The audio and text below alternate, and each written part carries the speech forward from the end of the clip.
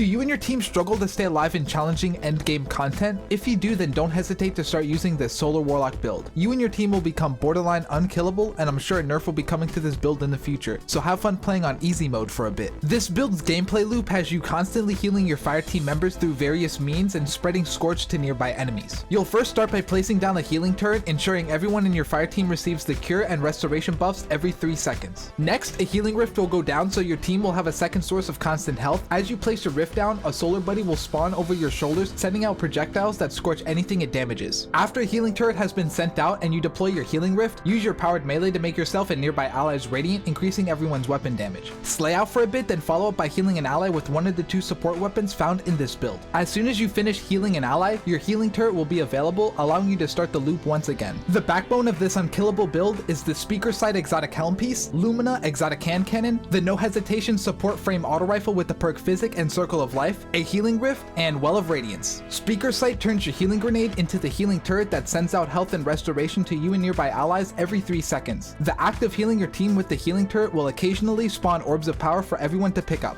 Lumina and No Hesitation work similar to each other. Hip firing with either weapon sends out a healing projectile that tracks towards allies. No Hesitation requires you to deal damage in order to charge up the healing rounds. Damage from any source counts towards No Hesitation's healing rounds. The perk Physic and Circle of Life provide you and allies you heal improved restoration, along with a 25% damage buff to No Hesitation just for simply healing your team. If you get low on health and don't have a healing grenade available, make sure to heal an ally with No Hesitation. This will heal you thanks to the perk Physic. Also, No Hesitation's healing rounds will be more readily available opposed to Lumina. That's because Lumina requires you to get kills with the weapon in order to spawn remnant orbs that charge up the healing rounds. Picking up a remnant orb slightly refills the magazine, and healing an ally with Lumina gives both you and them a 35% weapon damage buff. Lumina's healing effect is instant and way better than No Hesitation, so there are situations where Lumina is the better weapon to heal your allies with. Make sure the artifact perk Elemental Siphon is equipped to have the ability to spawn fire sprites when you get rapid final blows with Lumina or No Hesitation. Fire sprites generate grenade energy when picked up. Because Overload Sword is an artifact perk this season, I'm using the Slammer with Bait and Switch. This is mainly used if a high health target or Overload champion rushes you. Speaking of stunning a champion, you'll want to equip Counter Energy to regain a portion of energy for your least charged ability whenever a champion gets stunned. For aspects, equip Touch of Flame and Hellion. This will improve the strength of your healing grenades and spawn the solar buddy that lobs scorching solar projectiles at targets whenever you place your healing rift down. It takes 4 hits from Hellion to ignite a target. The newly added Solar Fulmination artifact perk increases ignition damage, and it's nice to have as they happen fairly often. The fragments Ember of Singeing and Benevolence, along with prioritizing the recovery and discipline stats, enable all your abilities to seemingly have infinite uptime. Ability energy is provided every time you apply either Restoration, Cure, or Radiant to an ally, with extra rift energy being provided when you apply Scorch to an enemy. Ember of Torches gives you the ability to make you and nearby allies radiant when you deal damage with your powered melee. For this build, I prefer Celestial Fire over Incinerator Snap because you're able to damage enemies from a distance. And lastly, Ember of Searing to gain extra melee energy as well as spawn a fire sprite whenever you defeat a scorched target. Onto armor mods, equip 2 dynamo mods for a nice chunk of super energy every time you cast your rift near enemies. 2 impact induction mods and a harmonic loader mod to lower the healing grenade's cooldown when you deal damage with Celestial Fire, and to increase No Hesitation's reload speed. Since the main goal of this build is to keep you and your team alive, it's important to always have No Hesitation stocked up with ammo. Elemental resistance mods for the active threat to help you take more damage and stay alive longer. 2 innervation and 1 recuperation mod which will reduce the healing grenade's cooldown and instantly provide health every time you pick up an orb of power. And lastly, 2 bomber mods and a reaper mod to once again further reduce the healing grenade's cooldown, this time when you cast your rift and spawn your solar buddy. Shortly after casting your rift, the first weapon kill you get will spawn an orb of power, allowing you to take advantage of innervation and the remaining artifact perks, Radiant Orbs and Shield Crush.